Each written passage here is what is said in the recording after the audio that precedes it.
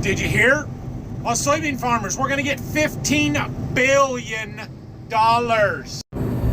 More videos. Did you guys ever notice that videos like this never existed prior to the Federal Reserve's 2% mandate or prior to Donald Trump's destruction of our China agricultural soybean market? Let's just have a party and celebrate, right?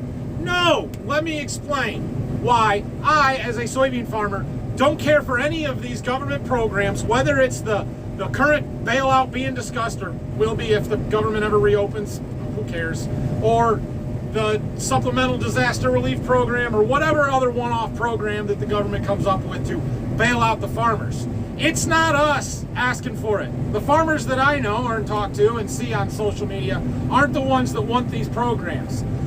Maybe that's because you're on TikTok blowing off about farm bailouts when your algorithm on TikTok is designed to target people with similar minds or similar thought processes. So if you blow off I don't want a farm bailout, the first thing that your algorithm is going to produce is about 50 other people that don't want the bailout. But go ahead and continue. Let me explain. If you rely on farmers to do business, you probably want the farmers to have money, right? Now, we all know where he's going to go next with his statement, but I wonder if it's occurred to him that farming is production. And you know what production is? It's like the root of a country, a nation. It's what is taken from the earth as a commodity, as an element, and it's sold. You put a seed in the earth and you produce more seeds that are consumed.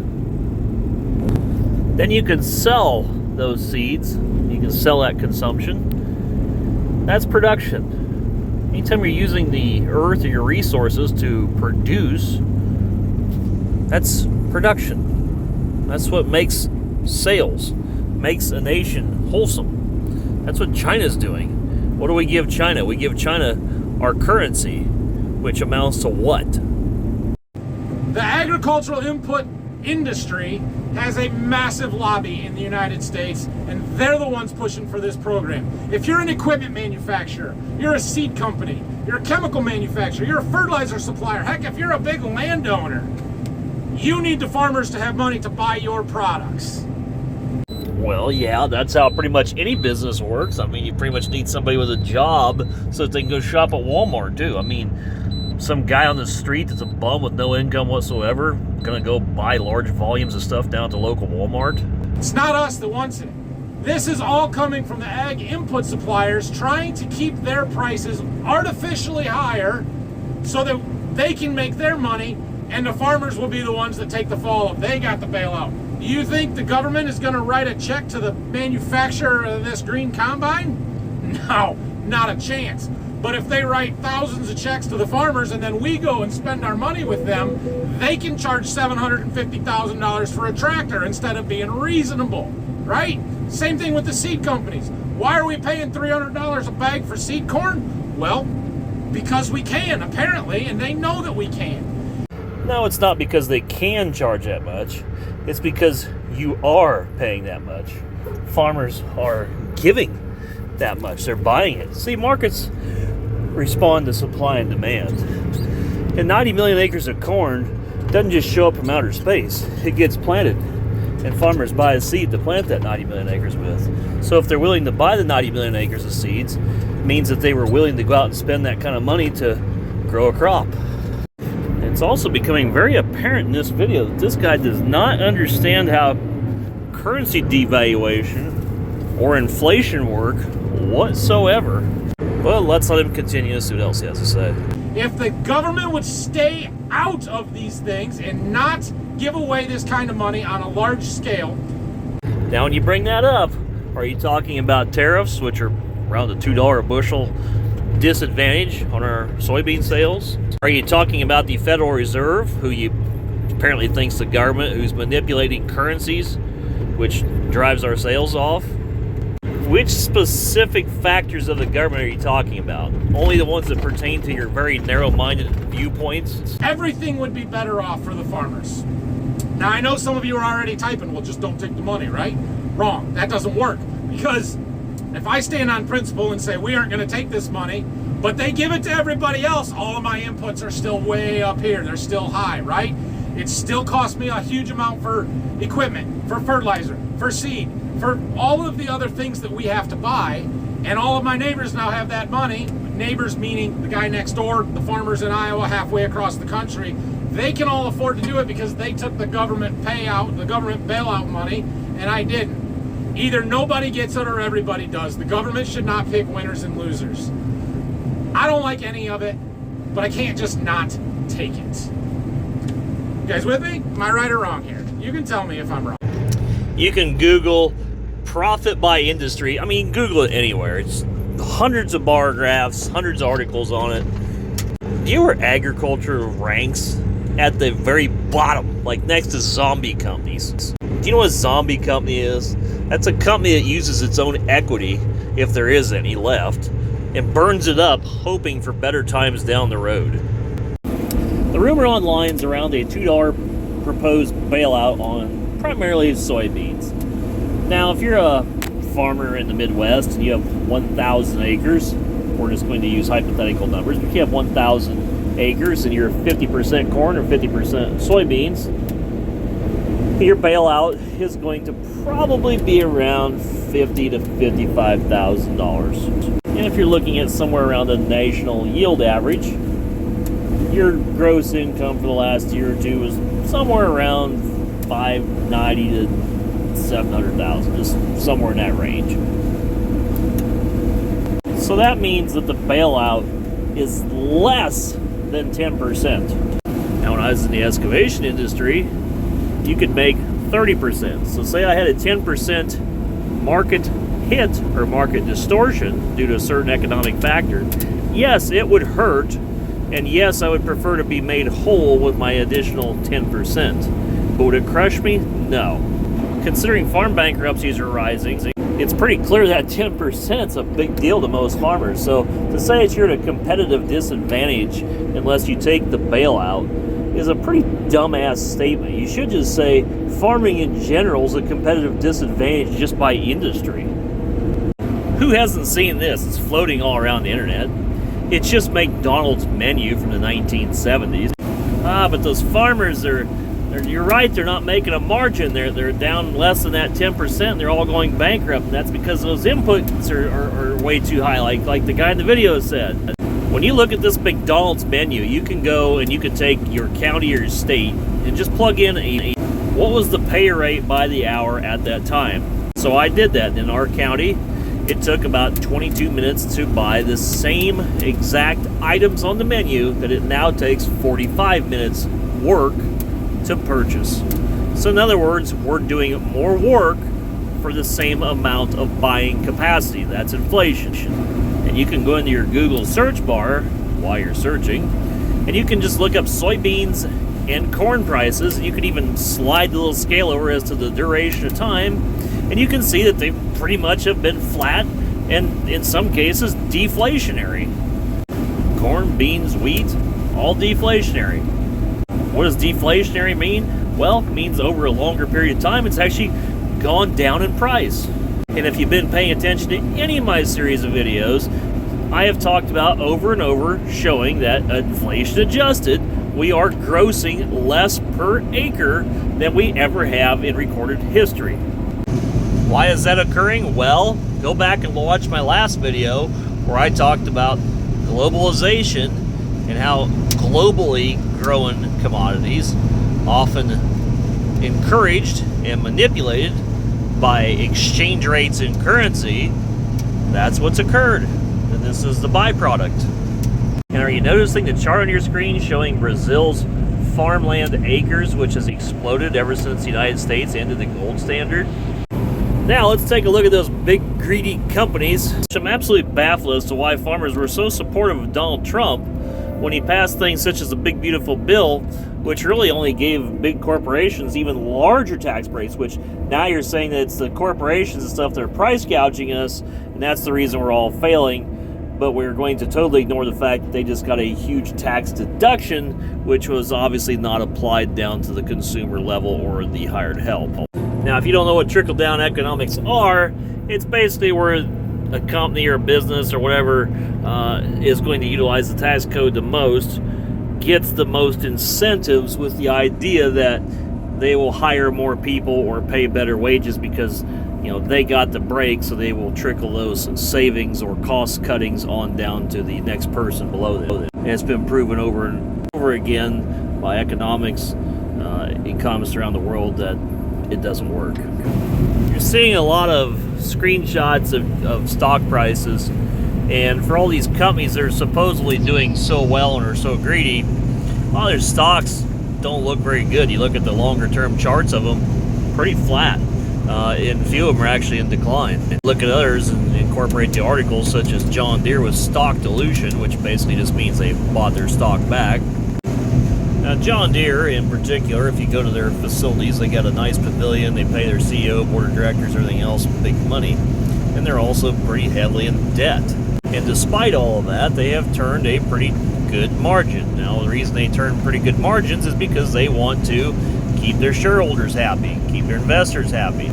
Because people that have money and want to invest money obviously aren't going to invest into a company that loses money or loses value. I mean, if you got inflation at 2% and you're gaining and you get a 6% return, that means you only made 4, because 2% of it is gobbled up by loss of buying power. So, they're going to look for the best return they can get. Now, if the company's only making 2 and inflation's 4, then that means they lost 2%. And investors know this, but obviously half the people on social media don't. Now you look at this chart, and you're seeing at the bottom of the list, more of a current day price, and you're looking at the top of the list several years ago. So I just drew colored lines to match up the numbers, and you can pretty much see the rise in commodities from the last time around 2012 till now. You can see how they line up. So the next step up is 367, 340, 330, 341, and 371. Now inflation adjusts those and tell me if you can make it work with current input prices. Probably not. So now you're right back to arguing, well, that's why the inputs have got to drop off. That's our problem right now. Well, what if inputs have to drop to a level where that company's stock and everything starts to decline, or they go into deflation themselves? Can these companies just simply give up? Yes, places like John Deere probably could get rid of their pavilions and their needless amounts of overhead. However, they only got a certain amount until the investors say, oh shit, fuck this, I'm out, and they bail. Then you're slap dad in the 80s again, where a whole bunch of companies just go under. And companies are just like anybody else. They only have a certain amount of threshold that they can bear. And what's face reality here? Most of them, when the times get tough, they don't eat rice and beans like the farmers. Only the farmers do that. A lot of these companies say, this bitch is a sinking ship. It's like these selfish fuckers on the Titanic who stole the lifeboat for themselves, let everybody else go and drowned. They grab what they can and run. Then it became topic on social media that farmers knocked off record net income in the year of 2022. But hardly anybody on social media explains how that's calculated. Do you realize that's calculated based on asset evaluations? So if you're a farm and you have inputs and you have total gross sales, that's why over half farmers still lost money. But maybe your land went through the roof in value, so there went your taxes, they went up. It's called an unrealized gain. That's why farmland's an inflation hedge. An inflation hedge is basically saying, I'm placing a bet that the value of this item increases with the rate of inflation. Well, what the hell good's that do you if you have no intent of selling it? So the way they calculate it's pure bullshit. All it did is give farmers more equity to borrow against, but then if your prices return to a pre-pandemic level, which they currently are, how are you going to service that debt? Well, my farm doubled in value, so I maintained my 50% borrowing. But if the price what I got out of my commodities is the same, how do you service the debt? Meaning, how do you pay your mortgage? It means your balance or your equilibrium between your debt and your total value or your worth are now out of adjustment. You can't service your debt with $3 corn on. When I showed that McDonald's menu, do you know why people in the 1970s are still not making 1970s wages? Well, it's because everything went up in price. So wages had to increase to adjust for that inflation. You have inflation first, and then wages adjust from there. Now, wages really haven't even adjusted enough. It's not just farmers that are hurting. It's a lot of people. Inflation's murdered their buying capacity. That's why the wife who used to sit at home had to go get a job just because the one income was no longer covering the bills. So now you have to have two incomes. So what really flooded the labor market? The illegals or the women? Then you take a combination of both and you're really fucked. Companies have to make profit margins to keep their shareholders happy. To make a profit margin when you have 5-6% inflation, but agricultural commodities are in deflation, you got to get pretty damn resourceful to try to at least maintain the price of that tractor. So when I looked at John Deere tractors over a 20-year period, I found there was about a 6% annual increase. Now, in realistic terms, not what the CPI shows, but in realistic terms of inflation, that's not too far off of where inflation runs. So in other words, equipment's only inflation adjusted. But you know what didn't inflation adjust? Yeah, that's right, grains didn't. They actually went down. So you know what farmers have to do when your grain's worth less and everything you're buying is costing more? Well, you have to produce more. That means you're going to have to farm more acres to have a narrow margin. Or you have to get better yields, which now the yields have stagnated over the last 10 years. And before some dumbass says trend line starts in 1993. I'm talking last 10 years. This is why companies have packed up and left the United States. They go to the cheap countries where they can build it super cheap and get resources super cheap. Then they use that high United States dollar to re-import it. This is why there's consolidation. Everything that guy talks about in his video is a byproduct of inflation. And inflation is a byproduct of our entire monetary system that we've set up after going off the gold standard. See, when we were on the gold standard, gold was money. And that was globally recognized. So if every single country in this world had the exact same currency, meaning there is no currency to gain or to lose. So why would China then buy from Brazil or from the United States? It wouldn't be a high or a low cost. It would just be because I like certain colored people or I like this particular person more. No, the reason that they've left us, and primarily left us in 2012, was because of our currency. Again, you can watch my last video to see how all that plays together. From my own perspective, I just wish when these people are on social media blathering about the dumbest shit I've ever heard in my life, I wish somebody would get on there and blather about the fact our dollar system's fucked up and explain how currency devaluation due to piss poor expenditures leads to domestic as well as social problems. Oh wait, only those things exist on this channel. Which there's so much more to talk about on all these subjects, and I hope I get some questions in the comment section below. Oh, and for you guys that say that you just hope the land just falls through the basement so that you can afford some, how? How are you going to afford that? You going to go win the lottery? You know what would happen? It'd be a bunch of wealthy investors that are making their money in other places, such as AI, would swoop in and buy it cheap once it starts to ricochet off the bottom. Because no bank is going to catch a falling knife. Meaning, how the hell are you going to go to the bank and get a loan for an asset that's collapsing in value? Banks loan on risk assessment. A bank says, oh gee, you can buy that farmland for $3,000 a day or $2,000 next week. Why the hell would we want to loan any money on that when it's dropping in value? Because if we have to repo it, that means there's no way in hell we're going to get our money back. Now, I came at you guys with a lot of information in this video, and I'll try to talk about more of these subjects in greater detail as we move forward on this channel. Thanks for watching.